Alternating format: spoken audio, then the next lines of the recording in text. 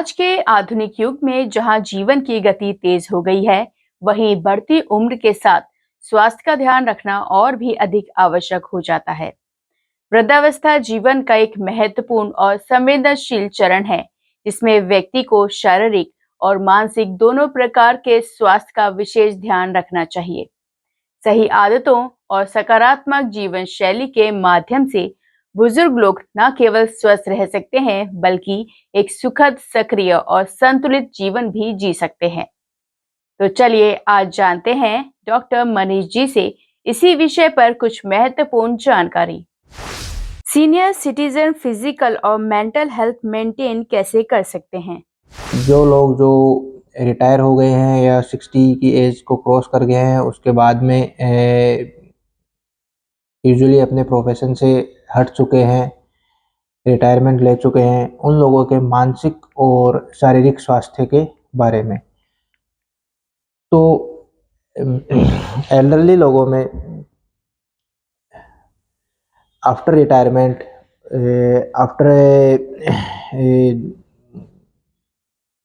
Stopping their profession, उनके साथ में बहुत सी प्रॉब्लम्स होने लग जाती है, जिनको रेगुलरली एड्रेस नहीं करने से वो कई बार गंभीर रूप में अपने सामने आती है। तो एल्डरली पॉपुलेशन में मेन जो proper mental and physical health maintain करने के लिए बेसिकली 3 और 4 टाइप से आपको अप्रोच करना पड़ता है to live a healthy post retirement life. Senior citizen लोगों में proper mental and physical health maintain करने के लिए बेसिकली 3 से 4 चीज़ है जो कि कंबाइंड एक होलिस्टिक अप्रोच होती है, वो अपनानी चाहिए, जिसमें कि regular physical activity, good nutritious diet, social engagement, लोगों से मिलना। फोर्थ इज कॉग्निटिव एनहेंसमेंट या कॉग्निटिव स्टिमुलेशन। तो first one, regular physical activity. Senior citizen लोगों में रेगुलर फिजिकल एक्टिविटी रिक्वायरमेंट होती है, क्योंकि ग्रेजुअली उनकी बोन डेंसिटी कम होने लग जाती है, ऑस्टियोपोरोसिस होने लग जाता है। ऑस्टियोपोरोसिस के साथ साथ में उनको सार्कोपेनिया भी हो जाता है। सार्कोपेनिया से मेरा मतलब उनकी मांसपेशियां कमज़ोर हो जाती है, मसल वीक हो जाती है, उसमें स्ट्रेंथ नहीं रहती है, जिसकी वजह से उनको जोड़ों में एक्सेसिव स्ट्रेस पड़ता है। तो कईयों को घुटनों में दर्द होने लग जाता है, कईयों को कमर में दर्द रहने लग जाता है, कंधों में दर्द रहने लग जाता है, सर्वाइकल की प्रॉब्लम हो जाती है।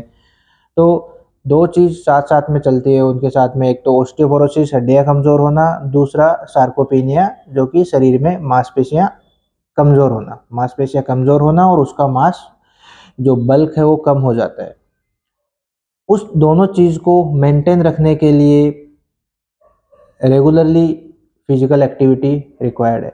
रेगुलर फिजिकल एक्टिविटी से मतलब कि एल्डरली को ऐसा नहीं है कि आपको रेगुलरली जिम में जाना है, वो फिजिकल एक्सेसिव हेवी वेट वगैरह करना है, ऐसी रिक्वायरमेंट नहीं है।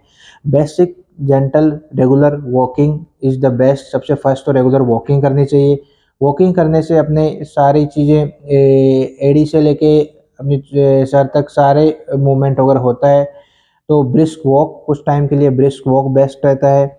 दूसरा, एवरी जॉइंट की रेगुलर मूवमेंट होनी चाहिए। एवरी जॉइंट मतलब कि जैसे कंधे का जॉइंट है, कोहनी का जॉइंट है, कलाई का जॉइंट है, घुटने का जॉइंट है, कूल्हे का जॉइंट है, टखने का जॉइंट है।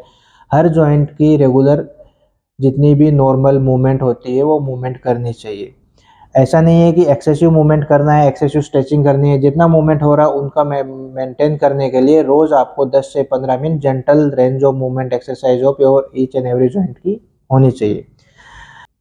मसल बल्क बनाने के लिए या मेंटेन करने के लिए सब लोगों का मसल बल्क धीरे धीरे कम होता ही रहता है, लेकिन उसको मेंटेन करने के लिए और मसल और टेंडन्स को एक्टिव करने के लिए रेगुलर कुछ टाइप की छोटी, जैसे डंबल वाली एक्सरसाइज है, थोड़ी बॉडी वेट की स्ट्रेंथनिंग एक्सरसाइज, वो भी रेगुलरली करनी चाहिए, जिससे कि आपकी मसल रेगुलर एक्टिव रहती है।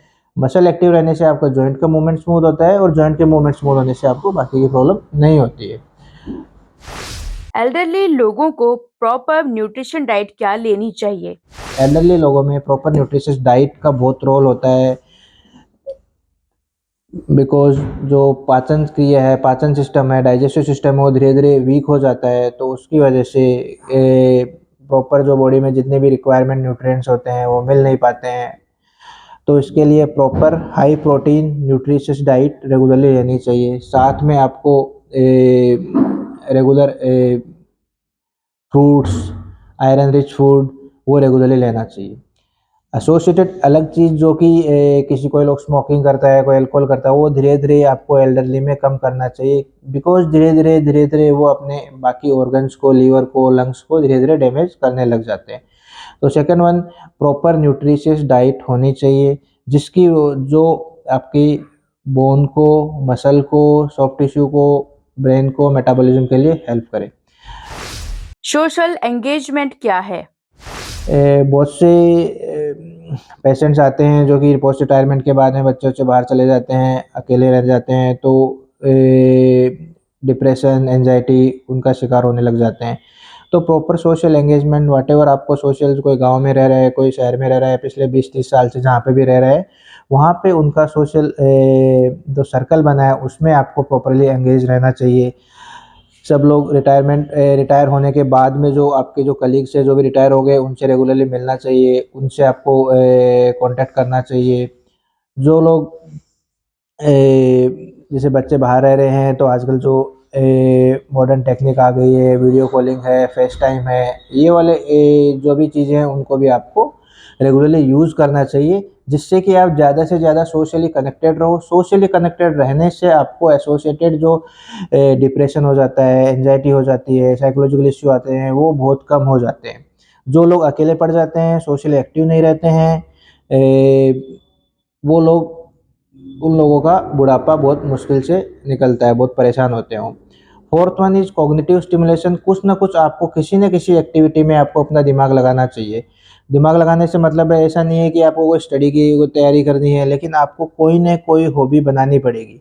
बहुत से लोग ऐसे बोलते हैं कि हमने तो चलो 60 साल जी लिए हैं, अब तो क्या हॉबी बनाएं, लेकिन नहीं है, आपको कोई न कोई हॉबी, चाहे कुछ भी हो, चाहे बुक पढ़ना हो, बुक सुनना हो, राइटिंग करना हो, गार्डनिंग करना हो, कोई एक्सेसिव सोशल एक्टिविटी में ध्यान देना हो, किसी को कोई हॉस्पिटल में जाके किसी को गरीब को, किसी की मदद करनी, बीमार की मदद करनी हो, चाहे आपकी खुद भी जो कोई स्पोर्ट्स एक्टिविटी है, या कोई चेस वगैरह खेलते हैं, जो व्हाटएवर जो जो आपको बॉडी को सूट करे वो एक्टिविटी आपको करनी चाहिए। रेगुलरली अगर दिमाग का एंगेजमेंट होता रहता है, माइंड का एंगेजमेंट होता रहता है, उससे भी आपको माइंड डाइवर्ट होता है और आपको सेकेंडरी जो साइकोलॉजिकल इश्यू वगैरह वो नहीं होते हैं। बहुत से लोग बोलते हैं कि हमारे चश्मा लग गया है, हम पढ़ने में दिक्कत होती है। आजकल सारी चीज़ें अवेलेबल है, आपको अच्छी अच्छी बुक्स आपको सुनने के लिए मिलती है, आपको बस सर्च करना है कहाँ कहाँ पे है। तो अगर आप पढ़ नहीं सकते हो तो बुक्स को, अच्छी अच्छी बुक्स को सुन सकते हो। अच्छी अच्छी बुक्स को अगर सुनना नहीं है, आपको पढ़ने में इंटरेस्ट है, तो बहुत सारी अच्छी अच्छी बुक्स आती है, वो रीड करो। चाहे हर चीज़ की, चाहे फाइनेंशियल हो, चाहे फाइनेंस के एस्पेक्ट में हो, चाहे हेल्थ के एस्पेक्ट में हो, बहुत सारी ऐसी ऐसी बुक्स आती है जो आपको अच्छी चीज़ बताती है। मूवीज़ है, यूट्यूब है, इसमें भी सेलेक्टिव बहुत सारे, आजकल सोशल मीडिया पे बहुत सारे पिक्चर्स आ रही है जो कि आपको अच्छे है मैसेज देती है, सोशल मैसेज देती है। उन मैसेज को, उन मूवीज़ को या उन सीरीज़ को, उनको देखो। अगर आपका इंटरेस्ट है कि ये मेरे को वेब सीरीज़ देखना है, मेरे को ये देखना है, तो आप वो भी एक अच्छा माध्यम होता है अपने को एंगेज करने के लिए। तो बेसिकली अगर आप कोई एल्डरली है, वो एंगेज नहीं है, डिप्रेशन में जा सकता है, फिजिकल एक्टिविटी नहीं करता है, तो फिजिकल सिम्टम आने लग जाते हैं, किसी को क्या प्रॉब्लम हो जाती है, ये सारी चीज़ें, ये बेसिक मोटा मोटा 3-4 चीज़ होती है। इनमें अगर आप ध्यान दोगे तो आप काफ़ी कुछ अपनी हेल्दी रिटायरमेंट लाइफ जी सकते हो। तो आज आप लोगों ने डॉक्टर मनीष जी से एल्डरली लोगों के स्वास्थ्य संबंधी समस्याओं के बारे में जाना। ऐसी और जानकारियों को देखने के लिए हमारे चैनल को सब्सक्राइब करें, जिससे आप आने वाली समस्याओं को जान सकें, और साथ ही लाइक, शेयर, कमेंट करना ना भूलें। तो चलिए मिलते हैं अगले स्वास्थ्य में। तब तक के लिए दीपिका को दीजिए इजाजत।